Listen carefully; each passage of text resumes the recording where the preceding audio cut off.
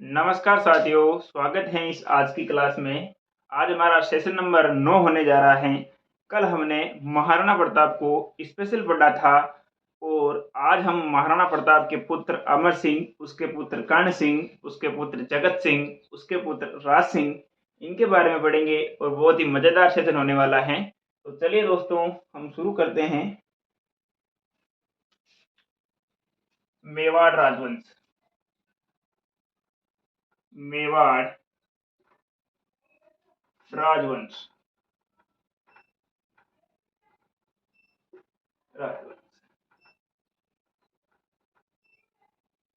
दोस्तों, कल हमने महाराणा प्रताप को कंप्लीट कर लिया था और आज हमारे हैं अमर सिंह जी। मैं एक बार बता देता हूं हमने कुल कितने राजा पढ़ लिए। हमने पढ़ लिया गुहादित्य को। गुहादित्य जो मेवाड़ के संस्थापक हैं। दूसरा बप्पा रावल। बप्पा रावल। तीसरा हमने पढ़ा था अल्लट राजा। अल्लट राजा। चौथा पढ़ा था चैत्र सिंह, जिसने चित्तौड़गढ़ को राजधानी बनाई थी। और पांचवा पढ़ा था हमने तेज सिंह। तेज सिंह।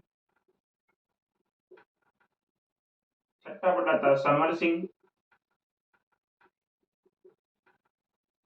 समर सिंह। रावल रतन सिंह। रतन सिंह जो हमने रानी पद्मावती और रावल रतन सिंह की पूरी कहानी सुनी थी, हमने बता दिया आपको। और फिर हमने पढ़ा था राणा हमीर। राणा हमीर। और इसके आगे पढ़ा था हमने राणा लाखा। 9 नंबर पे पढ़ा था राणा लाखा।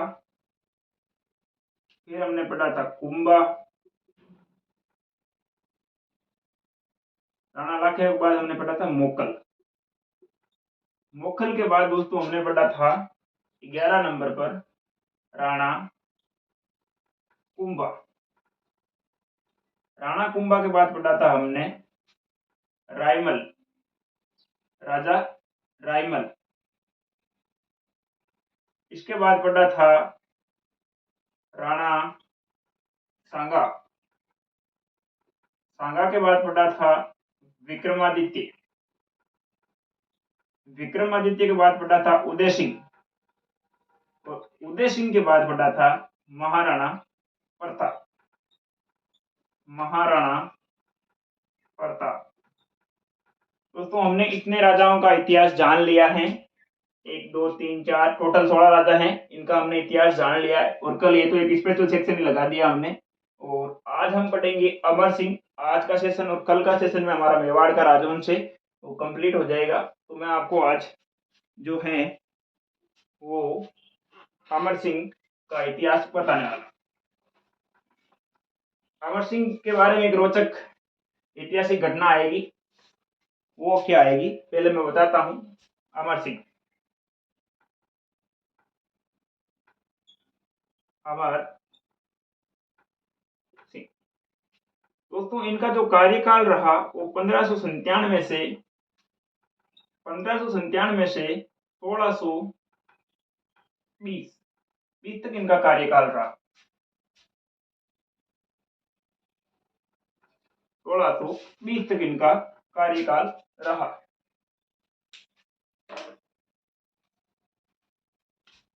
इनके जो पिता थे इनके जो पिता थे वो थे दोस्तों महाराणा महाराणा प्रताप। महाराणा प्रताप के इकलौते पुत्र थे दोस्तों।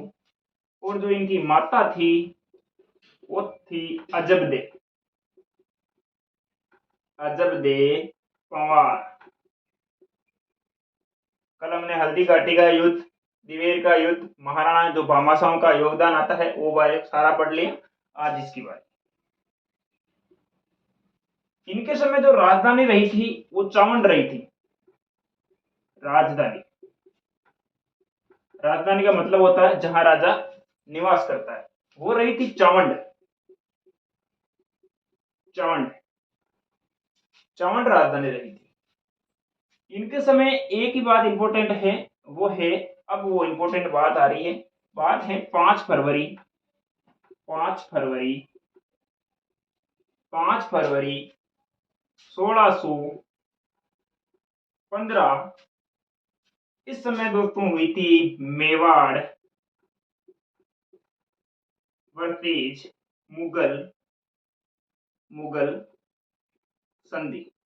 यानी कि अब जो मेवाड़ है वो मुगलों की अधीनता स्वीकार कर चुका है, यानी कि मेवाड़ मुगल संधि हो चुकी है, मेवाड़ मुगल संधि, मेवाड़ मुगल संधि हो चुकी है। और ये किस शासक के समय हुई थी? अमर सिंह के, क्योंकि महाराणा प्रताप तो वैसे ही वीर थे, उन्होंने कभी मुगलों की अधीनता स्वीकार नहीं की थी, लेकिन उनके बेटे ने, उनके बेटे कौन है? अमर सिंह, इन्होंने मुगलों की अधीनता स्वीकार कर ली थी। कब की थी? 5 फरवरी 1615 को, ये डेट पूछी जा सकती है। जो मेवाड़ के तो थे हमारे अमर सिंह, अमर सिंह, और जो मुगल शहंशाह थे उस समय वो थे जहांगीर। जहांगीर ने अपनी तरफ से भेजा था शहजादे खुर्रम को, शहजादे खुर्रम, खुर्रम को संधि के लिए भेजा था।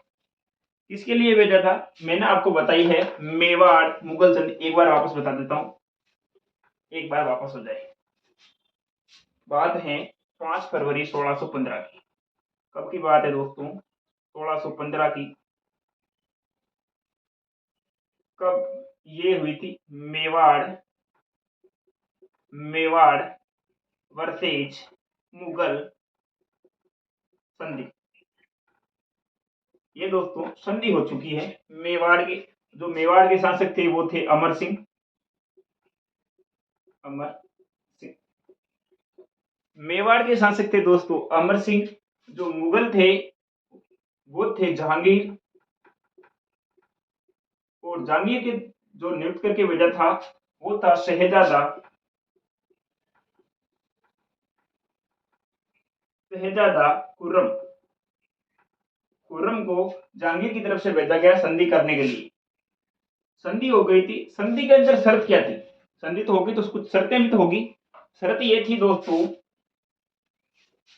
संधि की कुछ शर्तें हैं, वो मैं आपको बताता हूं। 3 शर्तें हैं। तो संधि की शर्तें, पहली शर्त तो थी कि मेवाड़ और मुगलों के बीच, मेवाड़ वर्सेज मुगलों के बीच कभी भी, कभी भी वैवाहिक, वैवाहिक संबंध, संबंध नहीं होंगे। इसका मतलब है दोस्तों कि मेवाड़ और मुगलों के बीच कभी भी वैवाहिक संबंध नहीं होंगे, यानी कि एक दूसरे से विवाह नहीं करेंगे। ये संधि, ये शर्त किसने डाली थी? अमर सिंह ने डाली थी, अमर सिंह। ये शर्त अमर सिंह ने डाली थी। दूसरी शर्त डाली थी कि मेवाड़ के शासक जो थे अमर सिंह, वो कभी मुगल दरबार में उपस्थित नहीं होंगे, यानी कि मेवाड़ का शासक, शासक कभी भी मुगल दरबार, दरबार में उपस्थित, उपस्थित नहीं होंगे। और भाई अगर जो अमर सिंह उपस्थित नहीं होंगे तो कौन होंगे?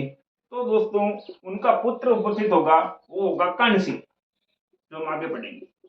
कर्ण सिंह, यानी कि जो मेवाड़ के राजा कौन है? अमर सिंह, वो कभी मुगलों के दरबार में नहीं जाएंगे। उनकी जगह, अधीनता स्वीकार की है तो कोई जाएगा, तो उनकी जगह जाएगा कर्ण सिंह, जो मेवाड़ का प्रथम शासक था मुगल दरबार में उपस्थित होने वाला। मेवाड़ का प्रथम शासक, शासक था जो मुगल दरबार में उपस्थित हुआ, मुगल दरबार में उपस्थित उपस्थित हुआ। तो देखिए दोस्तों, ये जो मेवाड़ का प्रथम शासक था, ये मुगल दरबार में उपस्थित हुआ। ये जीके का मोस्ट इंपोर्टेंट क्वेश्चन है। ये भी क्वेश्चन इंपोर्टेंट है, सारे क्वेश्चन इंपोर्टेंट है। अब ये तो अमर सिंह ने शर्तें डाली है, अब एक शर्त जहांगीर भी तो डालेगा भाई। अगर संधि हो रही है, जो कभी अधीनता 500 सालों तक कभी अधीनता स्वीकार नहीं की थी मेवाड़, वो आज अधीनता स्वीकार कर रहा है मुगलों की।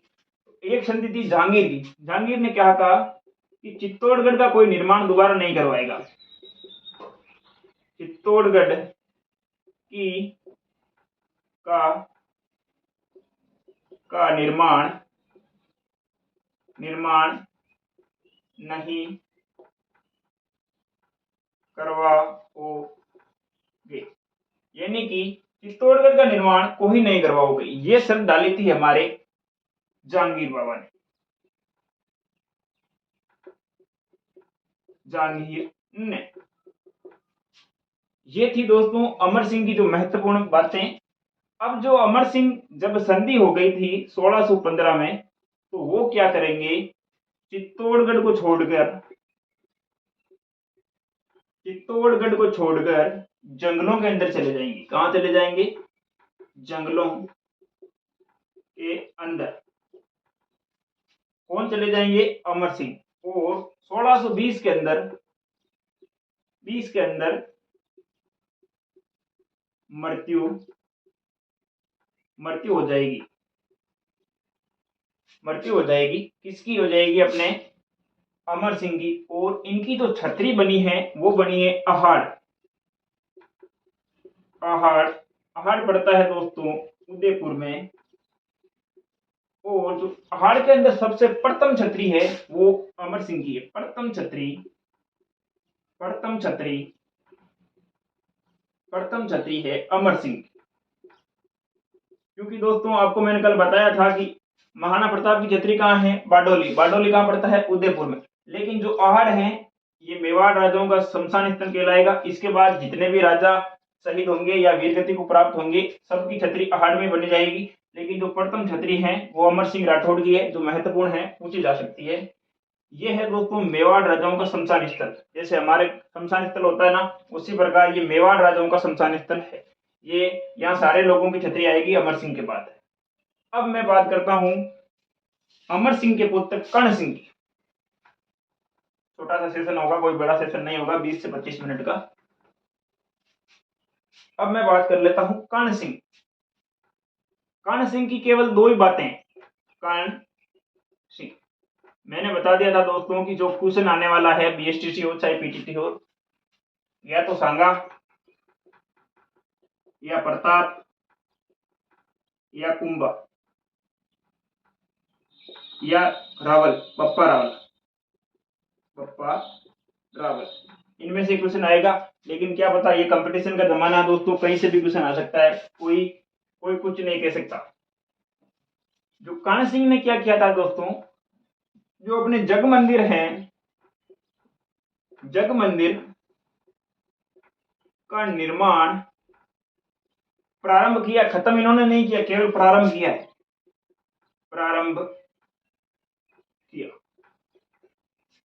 जग मंदिर है, उनका जो निर्माण है केवल प्रारंभ किया। क्वेश्चन पूछने का तरीका अलग है कि जग मंदिर का निर्माण किसने करवाया, तब तो आएगा जगत सिंह ने। पूछेगा प्रारंभ किसने किया, तो आएगा कर्ण सिंह। तब राजा कौन आएगी, कर्ण सिंह। अब जो हमारे शाहजहां है, शाहजहां जब उनके प्रति जो विद्रोह हुआ था, तब उनको शरण दी गई थी। शरण किसने दी थी, कर्ण सिंह ने दी थी। कहां दी थी, जग मंदिर के अंदर दी थी। शहजादे, जो शाहजहां थे हमारे, शहजादा अलग है, शाहजहां थे, उनको शरण दी थी। किसने दी थी, कर्ण सिंह ने। ये क्वेश्चन पूछा जा सकता है। अब इसके बाद राजा आएंगे हमारे, वो आ रहे हैं। इनकी दो ही बातें थी, मैंने आपको बताया। कोई इंपोर्टेंट राजा नहीं है, लेकिन पढ़ाना पड़ रहा है। अब आ रहे हैं जगत सिंह।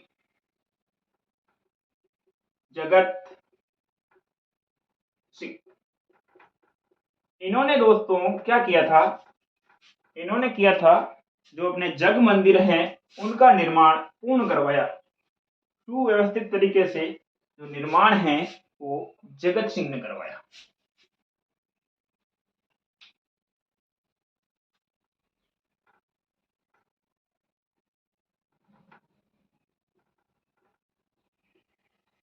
जगत सिंह, इन्होंने जग मंदिर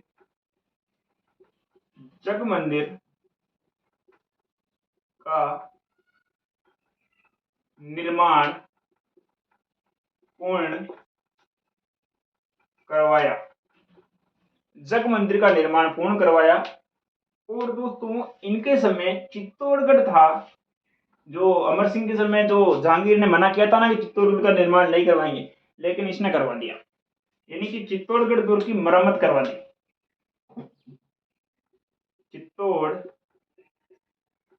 चित्तौड़गढ़ दुर्ग की मरम्मत। अब इनके भी यही लफड़ा, इन्होंने क्या किया था, प्रारंभ किया था, खत्म कौन करेगा, राज सिंह करेगा। मरम्मत प्रारंभ की थी, प्रारंभ की। और जो हमारे चित्रकला चल रही है उसका स्वर्ण काल था इसके समय।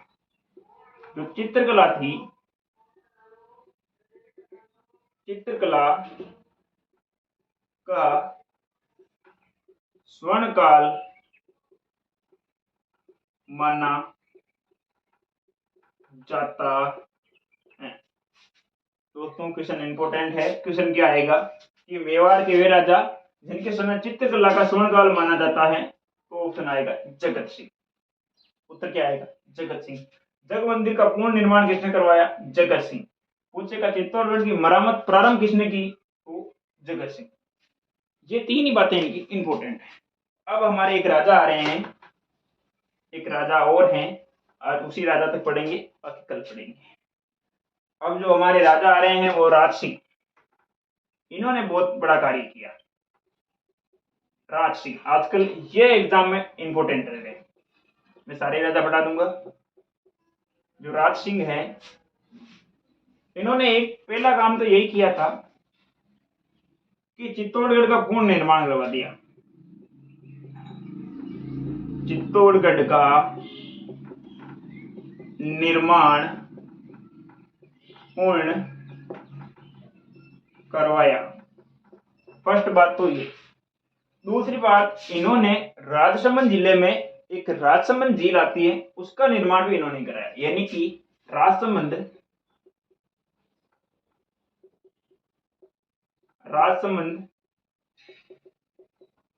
झील का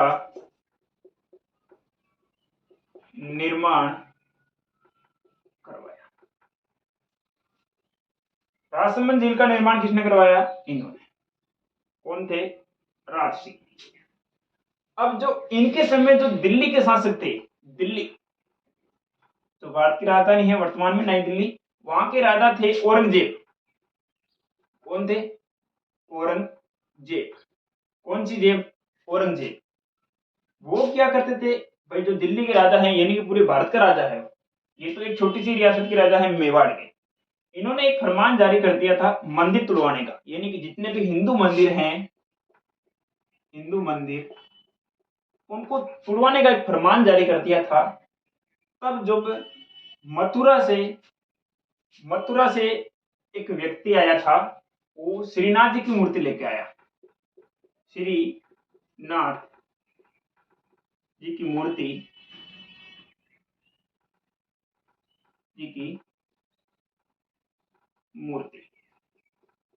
श्रीनाथ जी की मूर्ति लेकर कहां आ गया, कहां आया था, राज सिंह। राज सिंह कौन थे, मेवाड़ के राजा। इन्होंने बोला मैं रक्षा करूंगा, बोला औरंगजेब आक्रमण कर देगा, बोला करने दो, बोला करने दो। श्रीनाथ जी की मूर्ति, जो हमारे थे श्रीनाथ जी की मूर्ति लेकर, श्रीनाथ जी थे, वो श्रीनाथ जी की मूर्ति लेकर कहां आए थे, राज सिंह के पास। कहां आए, राज सिंह के पास आए थे। तो राज सिंह ने क्या कहा कि मैं रक्षा करूंगा इस मूर्ति की। तो उन्होंने जो राजसमंद झील है, राजसमंद झील, वहां ले जाकर लगवा दी। वहां जो अपने श्रीनाथ जी की मूर्ति है उसको लगा दी।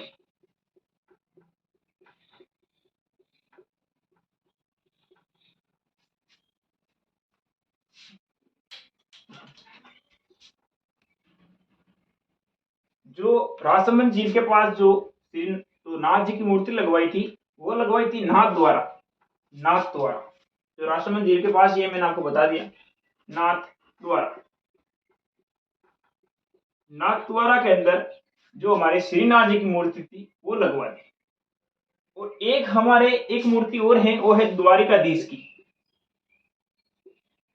द्वारिकाधीश, द्वारिकाधीश की मूर्ति थी वो लगवाई थी दोस्तों प्रॉपर राजसमंद झील के पास। यानी कि झील के पास मूर्ति लगी है, वो लगी है द्वारिकाधीश की। ये दोनों मूर्तियां आई थी मथुरा से, लेके आए थे, जो औरंगजेब के विरुद्ध जाकर पी राज सिंह ने लगवा दी। ये काम किया था हमारे औरंगजेब ने, जो अपने राज सिंह है उन्होंने। अब जो राजसमंद झील है, इसके किनारे एक राज प्रशस्ति है। राज प्रशस्ति है दोस्तों। राज प्रशस्ति के बारे में कहा जाता है, इसके लेखक हैं, जो लेखक, इसके जो लेखक हैं दोस्तों वो है रणछोड़ रणछोड़ भट्ट। रणछोड़ भट्ट तो इसके लेखक हैं। ये दोस्तों संस्कृत भाषा में लिखी गई, संस्कृत भाषा में। और इसके कितने भाग लिखे हुए हैं? 25 भाग, 25 भाग में लिखी गई। ये थी अपने राज प्रशस्ति के बारे में, जो राज सिंह के समय लिखी गई। और कहाँ है ये है अपने राजसमंद झील के पास। कभी जाना राजसमंद जिले के अंदर तो ये द्वारिकाधीश भी मंदिर देखने लायक है, नाथ द्वारा भी देखने लायक है, और जो राज प्रशस्ति है वो भी देखने लायक है। अब जो है दो बातें हो रही है अपने राज सिंह। राज सिंह के समय दोस्तों एक टिक्का दौड़ प्रारंभ की गई। टिक्का दौड़ प्रारंभ की गई। टिक्का दौड़ क्या होती है दोस्तों? टिक्का दौड़ होती है कि घुड़दौड़। अगर कोई व्यक्ति फर्स्ट आएगा तो उसको राजा के नाम का एक सिक्का दिया जाएगा, जो पहले सोने के सिक्के, चांदी के सिक्के चलते थे, वो दिया जाएगा। तो वो दौड़ किसने प्रारंभ की थी? अपने राज सिंह ने। अब जब राज सिंह विवाह करेंगे, वो करेंगे चारुमती से।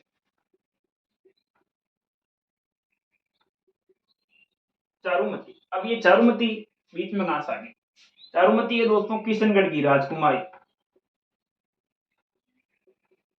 किशनगढ़ जो पड़ता है अजमेर जिले में, उसकी जो राजकुमारी है वो है हमारे चारुमती। क्या हुआ था, ये इतनी सुंदर थी कि इससे शादी करने के लिए दिल्ली के शहंशाह मुगल वो थे औरंगजेब, वो शादी करना चाहते थे, लेकिन ये तैयार नहीं थी। ये तैयार नहीं थी। ये तैयार किससे थी? ये तैयार थी अपने राज सिंह से। राज सिंह से तैयार थे। अब वो रह गए अपने दिल्ली के शहंशाह, वो कह दिया, उन्होंने फरमान जारी कर दिया, वो कर दिया। तो उस इन दोनों की, जो औरंगजेब और चारुमती की शादी शुरू होने वाली थी, तब राज सिंह घोड़ा लेके आए थे और बेटी मंडप से चारुमती को उस मंडप से उठा लिया और शादी कर ली और ले आए मेवाड़। अब जो औरंगजेब थे वो भड़क जाएंगे, उसकी कहानी कल बताएंगे। एक युद्ध होगा, थोड़ा सा और बता देता हूं। एक युद्ध होगा, उस युद्ध के अंदर जो अपनी एक बात आती है, और रानी, वो हाड़ी रानी सेल कमर, हाड़ी रानी सहल कंवर, थोड़ा बड़ा लिखता हूं, दिखेगा नहीं।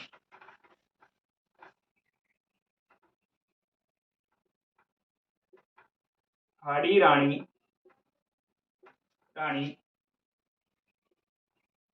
सहल कंवर। ये दोस्तों हाड़ी रानी सहल कंवर है। इनके जो पति थे वो थे रावत चुंडावत।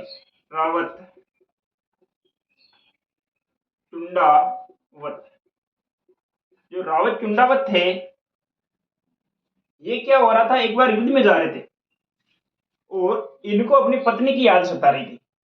युद्ध में जा रहे थे और पत्नी की याद सता रही थी।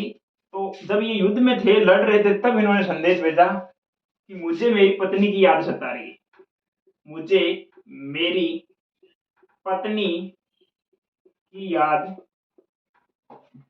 सता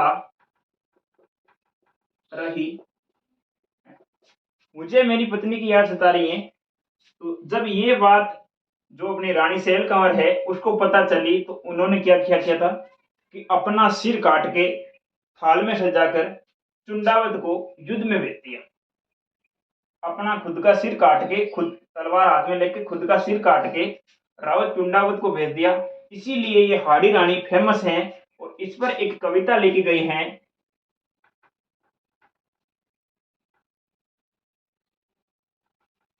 सेनानी कविता।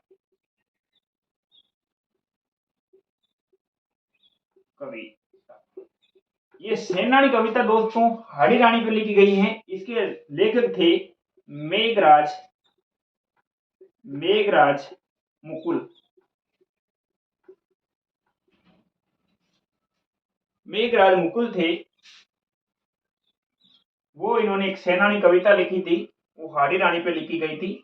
और जब इन्होंने सर की मांग की तो इन्होंने अपना सर काट दे दिया। और जो हाड़ी रानी जो बटालियन है ये 2009 के अंदर बनी गई।